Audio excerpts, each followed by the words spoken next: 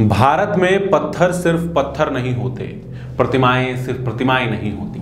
हम जानते हैं कि पत्थरों की प्राण प्रतिष्ठा कैसे की जाती है और एक बार जब किसी पत्थर की प्राण प्रतिष्ठा कर दी जाए उसके बाद उसका सम्मान, उसका वैभव हमारे स्वयं के प्राणों से भी ज़्यादा हो जाता है। भारत के समाज ने बार बार यह दिखलाया है कि अपने मूल्यों की रक्षा के लिए, अपनी आराध्य की रक्षा के लिए हम सदियों तक संघर्षरत रह सकते हैं, लेकिन जब तक उन मूल्यों का विजय न हो तब तक हम विराम नहीं लेते। ऐसा ही कुछ इतिहास मध्य प्रदेश के धार स्थित भोजशाला का भी है। भोजशाला जो सैकड़ों सालों तक आधिपत्य में रही, जिसे बर्बाद करने के हर संभव प्रयास किए गए, लेकिन उसके बावजूद भी आज भी धार का, मध्य प्रदेश का, भारत का हिंदू समाज भोजशाला को उसका गौरव दिलवाने के लिए समर्पित है। नमस्कार, आप देख रहे हैं आयुध। मैं आपके साथ सौरभ कुमार और हमारे आज के इस वीडियो में हम बात करेंगे भोजशाला के इतिहास की। हम बात करेंगे कैसे शुरू हुआ भोजशाला का संघर्ष और आज कहां तक पहुंचा है।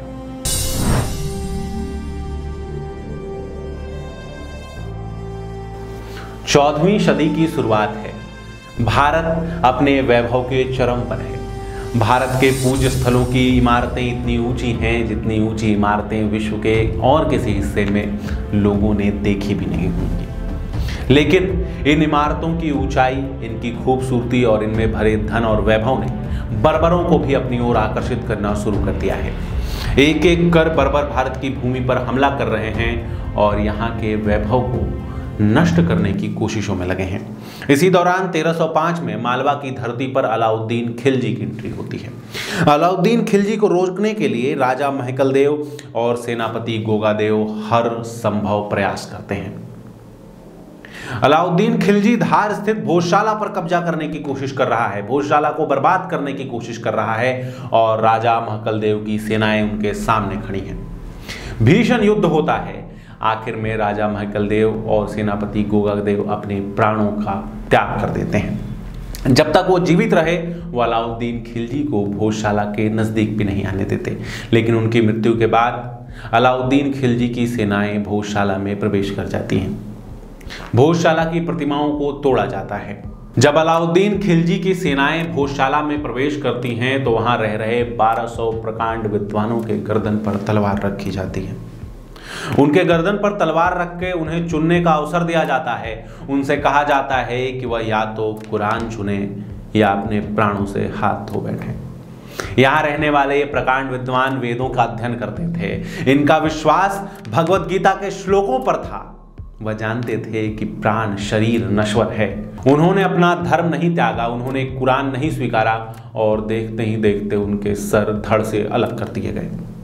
1397 में अलाउद्दीन खिलजी वापस चला जाता है। जाते वक्त अलाउद्दीन खिलजी दिलावर गौरी खां को मालवा का सूबेदार घोषित करके जाता है, लेकिन 1401 में गौरी खां अपने आप को स्वतंत्र घोषित कर देता है, स्वतंत्र राजा घोषित कर देता है और 1405 तक मालवा में शासन करता है।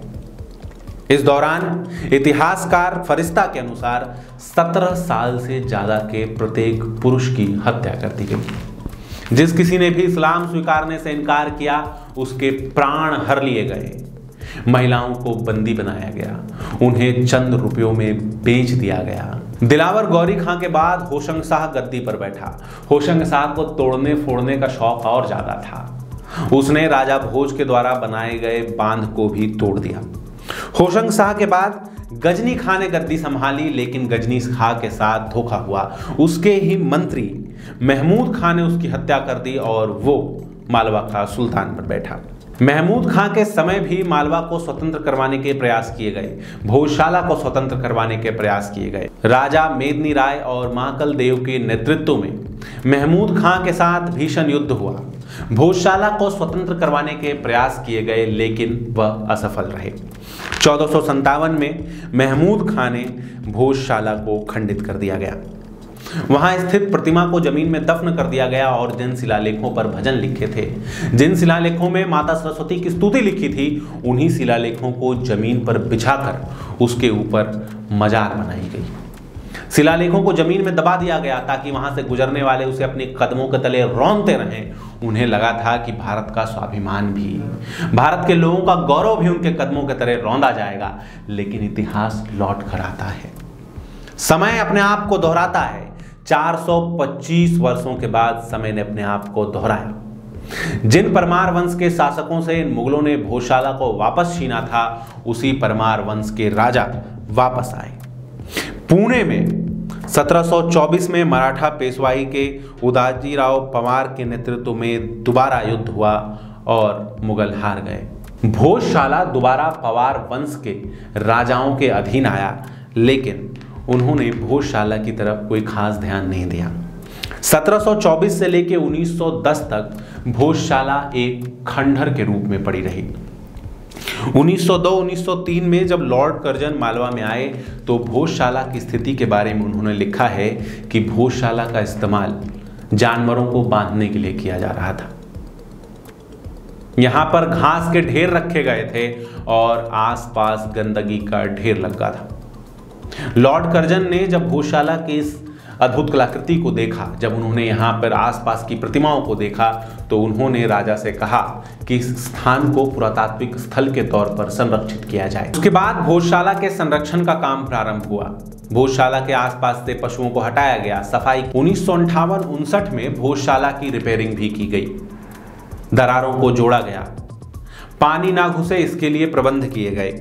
इस दौरान एक गुट लगातार दावा कर रहा था कि यह भोजशाला नहीं बल्कि मस्जिद है, लेकिन 1934-35 की गोपनीय प्रोसीडिंग रिपोर्ट में, धार स्टेट के गोपनीय प्रोसीडिंग रिपोर्ट में पीडब्ल्यू के स्टेट इंजीनियर ने साफ साफ बताया था कि पीडब्ल्यूडी के रिकॉर्ड के अनुसार इस स्थान पर मस्जिद कमाल मौलाना नाम से कोई स्थान दर्ज नहीं है। यह स्थान भोजशाला है जहां मां सरस्वती की पूजा होती है।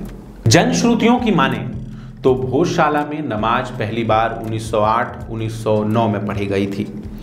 महाराजा उदाजीराव पवार बीमार थे, इलाज के लिए उन्हें हिमाचल प्रदेश भेजा गया था। इस दौरान समाज के सभी तबके के लोग महाराजा के स्वास्थ्य के लिए प्रार्थना कर रहे थे। स्टेट के मुस्लिमों के पास कोई बड़ा स्थान नहीं था, तो उन्होंने मंत्री महोदय से निवेदन किया कि महाराजा के स्वास्थ्य लाभ के लिए वो एक स्थान पर नमाज पढ़ना चाहते हैं। उन्हें भोजशाला में नमाज पढ़ने की अनुमति दी गई और उन्होंने जुम्मे की नमाज के साथ महाराज के स्वास्थ्य के लिए प्रार्थना की। इसी दौरान पहली बार भोजशाला में नमाज पढ़ी गई थी।